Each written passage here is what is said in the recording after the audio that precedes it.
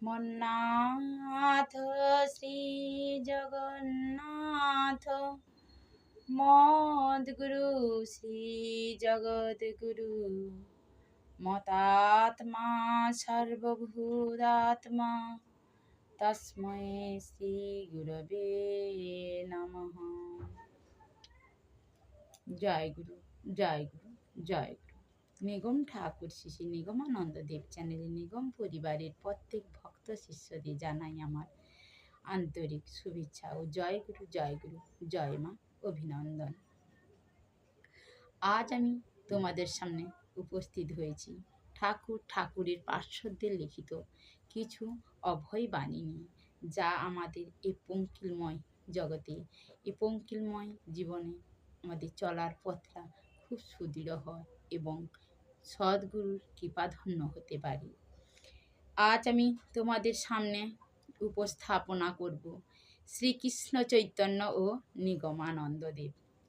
তার আগে আমার শ্রী শ্রী ঠাকুরের রাঙ্গা রাতুল চরণে অনন্ত অনন্ত কোটি ভক্তি বিনম্র প্রণাম জানাই।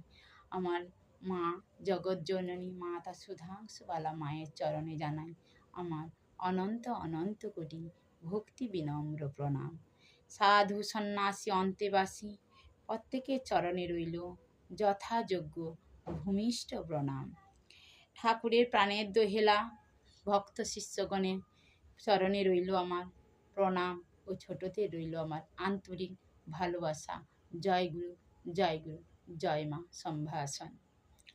আজ আমি তোমাদের সামনে পাঠ করে শোনাব শ্রী কৃষ্ণ চৈতন্য ও নিগমানন্দ দেব। লিখেছেন হরেন্দ্রনাথ মাইতি। পুরোটা পাঠ করে শোনাতে পারবো না, তবেও কিছুটা পাঠ করে শোনাচ্ছি। চৈতন্যদেবের জন্মের প্রায় 400 বছর পরে নিগমানন্দ দেবের জন্ম।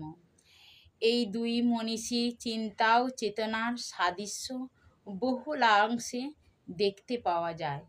প্রয়োগ পদ্ধতিতেও কিছু মিল আছে। মানব ধর্ম প্রতিষ্ঠাই ছিল তাদের প্রতিজ্ঞা। মানুষের মধ্যে যে দেবত্ব আছে তা প্রকাশের দিকেই ছিল তাদের লক্ষ্য।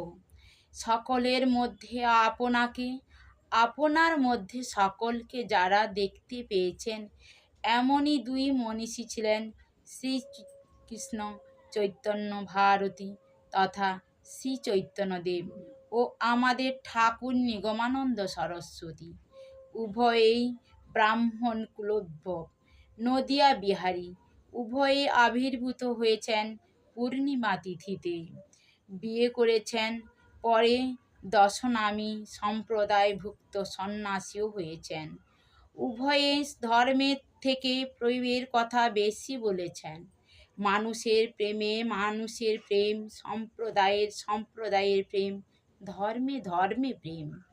নবরূপে নারায়ণের সেবার কথা বলেছেন মানবিক গুণের উৎকর্ষের কথা। উভয়ের মধ্যে যেমন জ্ঞান সূর্যের তেজ ছিল, তেমনি ছিল ভক্তিচন্দ্রের স্নিগ্ধতা। তাদের মধ্যে ব্রহ্মজ্ঞান ও ভক্তি প্রেমের যুগন দগ্ধতা ছিল। আমাহেন জীবের পক্ষে অবতার বা সদ্গুরুর ভাবরাশি বোঝার সামর্থ্য নেই। তবুও যেটুকু বুঝেছি সেইটুকু সামঞ্জস্য করে তুলে ধরেছি। উভয়ের তাদের অনুগামী শিষ্য ভক্তদের, বিশেষ করে গৃহস্থদের ভক্তিপথ অবলম্বন করার উপদেশ দিয়েছেন। ভক্তি সম্পর্কে মহাপ্রভুর মহান উক্তি হল, ন ধনং ন জনং ন সুন্দরীরং কবিতং বা জগদীশ কাময়ে মম জন্মানি জন্মনীশ্বরে ভবতাদ্ভক্তিগীত হেতু কীর্তয়ী। হে জগদীশ, আমি ধন জন সুন্দরী বা কাব্য প্রতিভা কিছুই চাই না। হে ঈশ্বর, আমার যেন তোমার প্রতি জন্মে জন্মে অহেতুকী ভক্তি থাকে। অবতার মানুষের অভিনব বার্তা অহেতুকী ভক্তির সার, সমাজ সংসার আর সব কিছুই অসার। আবার ব্রহ্মবিদ্য বরিষ্ঠ সদ্গুরু ঠাকুর মহারাজ জ্ঞানী গুরু উৎসর্গে পত্রে পিতৃদেবের উদ্দেশ্যে লিখেছেন, আমি এ আধ্যাত্ম জগতের সংসারী, সাধনা আমার পত্নী, তাহার গর্ভে জ্ঞান নামক পুত্র ও ভক্তি নাম্নী কন্যা লাভ করিয়াছি।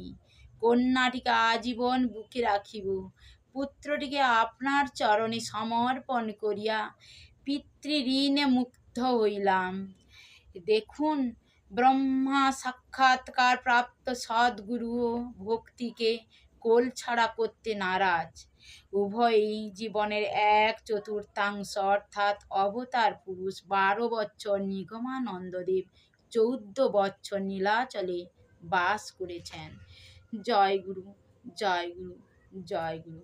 এই ছিল আজকের আমার বাণী পাঠ উপস্থাপনা।